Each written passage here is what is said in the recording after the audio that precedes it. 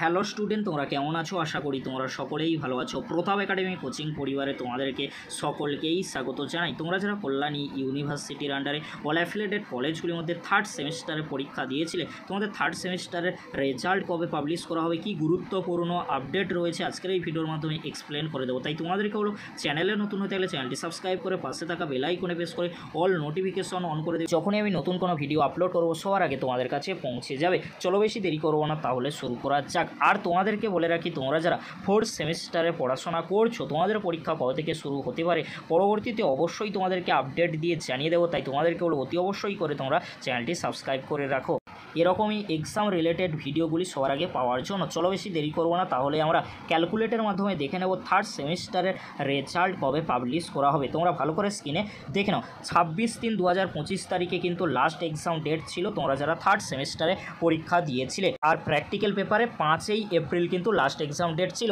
আমরা কিন্তু প্র্যাকটিক্যাল পেপারে লাস্ট এক্সাম ডেট নেব না, আমরা ক্যালকুলেটের ক্ষেত্রে থিওরি পেপারের যে লাস্ট এক্সাম ডেট ছিল 26/3/2025 এটা থেকেই আমরা কিন্তু ক্যালকুলেট করব কবে তোমাদের থার্ড সেমিস্টারের রেজাল্ট পাবলিশ করা হতে পারে। ভালো করে তোমরা স্ক্রিনে দেখে নাও। মার্চ মাস কিন্তু 31শে মাস হয়, তোমরা সকলেই কিন্তু জানো। তাহলে আমরা কি করব, 31 থেকে 26 বিয়োগ দিয়ে দেবো। তাহলে বিয়োগ করলে কত থাকছে? 5 দিন। আর তোমরা জানো যে কোনো সেমিস্টারের রেজাল্ট পাবলিশ করা হয় যেদিন পরীক্ষা শেষ হয় সেদিন থেকে আমরা ধরবো 45 দিন। 45 দিন পরেই কিন্তু রেজাল্ট পাবলিশ করা হয়ে থাকে।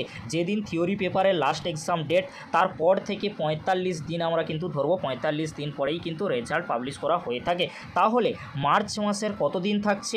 5 দিন। আমরা কিন্তু 45 থেকে 5 বিয়োগ দিয়ে দেবো। তাহলে কত থাকছে? 40 দিন। এই 40 দিন তাহলে কোন মাসে চলে যাচ্ছে? তোমরা সকলেই জানো মার্চ মাসে না এপ্রিল মাসে। এপ্রিল মাসে কিন্তু চলে যাচ্ছে।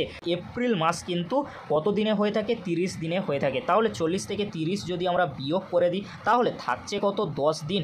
এই 10 দিন তাহলে কোন মাসে যাচ্ছে? এপ্রিল না মে মাসে? মে মাসে কিন্তু চলে যাচ্ছে। তাহলে মে মাসের কত তারিখে রেজাল্ট আসতে পারে তোমাদেরকে বলে রাখি। ক্যালকুলেট করে আমরা দেখলাম মে মাসের কিন্তু 10 তারিখের পরে রেজাল্ট আসার সম্ভাবনা 100% রয়েছে। বাট 10 তারিখ তো ওভার হয়ে গিয়েছে। তাহলে রেজাল্ট কবে আসবে তোমাদেরকে বলে রাখি, মে মাসের মধ্যেই কিন্তু রেজাল্টের নোটিশ চলে আসবে।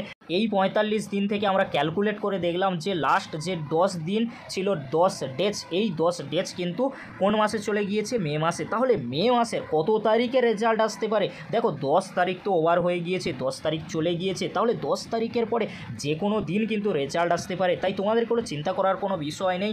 এই উইকে বা নেক্সট উইকের মধ্যে রেজাল্টের প্রি নোটিশ কিন্তু চলে আসবে। তার পরবর্তীতে রেজাল্ট কিন্তু পাবলিশ করে দেওয়া হবে। তাহলে তোমাদের থার্ড সেমিস্টারে CBCS আর NEP রেজাল্ট তাহলে কবে পাবলিশ করা হবে তোমাদেরকে বলে রাখি, মে মাসের মধ্যেই রেজাল্ট আসার সম্ভাবনা 100% রয়েছে। প্রথমে CBCS স্টুডেন্টদের রেজাল্ট আসবে, তার পরবর্তীতে NEP স্টুডেন্টদের জন্য কিন্তু রেজাল্ট আসবে। তাই তোমাদের কোনো চিন্তা করার কোনো বিষয় নেই। মে মাসের মধ্যেই কিন্তু রেজাল্ট দিয়ে দেওয়ার সম্ভাবনা 100% রয়েছে। প্রথমে CBCS স্টুডেন্টদের জন্য আসবে, তার পরবর্তীতে NEP স্টুডেন্টদের জন্য রেজাল্টের নোটিশ আসবে।